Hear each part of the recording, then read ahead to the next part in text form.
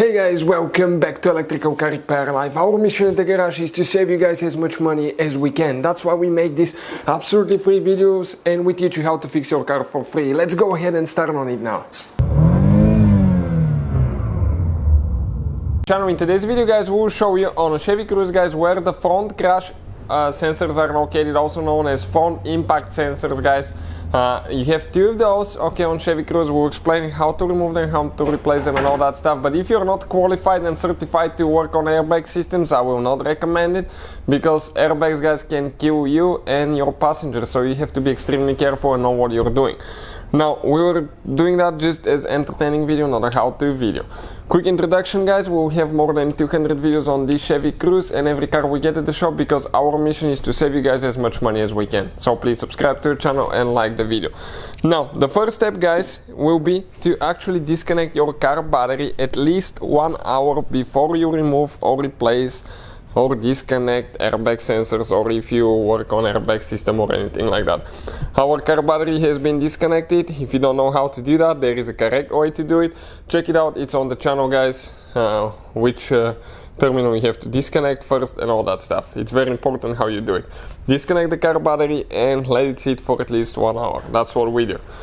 There is always some risk involved into working on the airbag system, so be extremely careful guys. And some older vehicles, the crash sensor used to be right behind the bumper. On this one is way different guys. Okay, they're actually on the upper radiator support.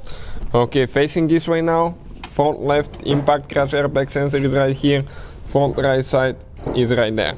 So how you guys remove those sensors? Okay, let me show you quick. Let me see the two that fits correctly.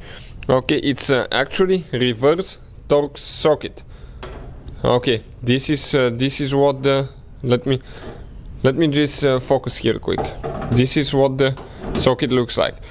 We'll have the tools guys, we'll have the link in the description of the video below, so please guys, okay, check it out and see where you can purchase yours from. So we'll go ahead and disconnect the sensor now. Some people disconnect it after you remove the thing. I'll just go ahead and disconnect it now. Okay, let me see if I can get to it to show you, okay, what needs to be done. But okay, let me go ahead and remove it so I can show you the connector. Actually flip it on the other side so you can see, okay, what I'm talking about. So I'm removing the sensor now. Okay, just needs a little bit more. Okay, you can see it's almost out guys. Just a little bit more and it's gonna come out. Just, it's important, okay, not to drop that bolt inside later, because if you drop it you have to find it.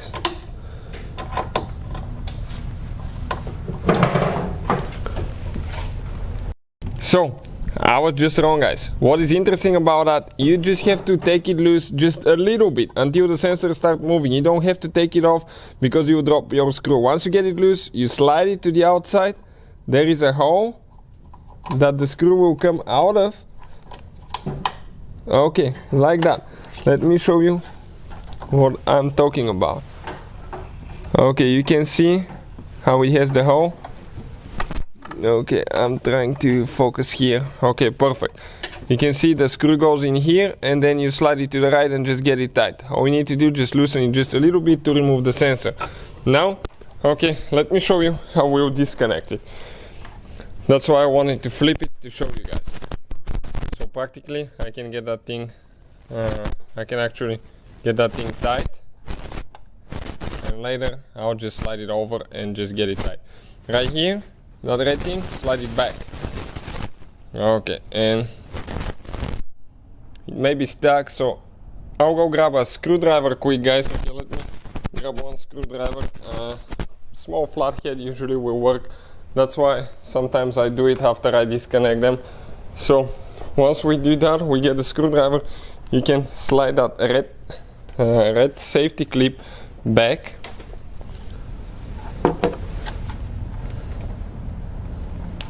Okay, like that. Now you're going to press down here and disconnect it, and this is your airbag crash impact sensor. If you need to buy any, guys, we'll have the link in the description of the video below. Please check it out. Hopefully, guys, the video will be helpful. Thank you guys for watching. Please hit that subscribe. Hopefully, guys, the video was helpful and we were able to save you money.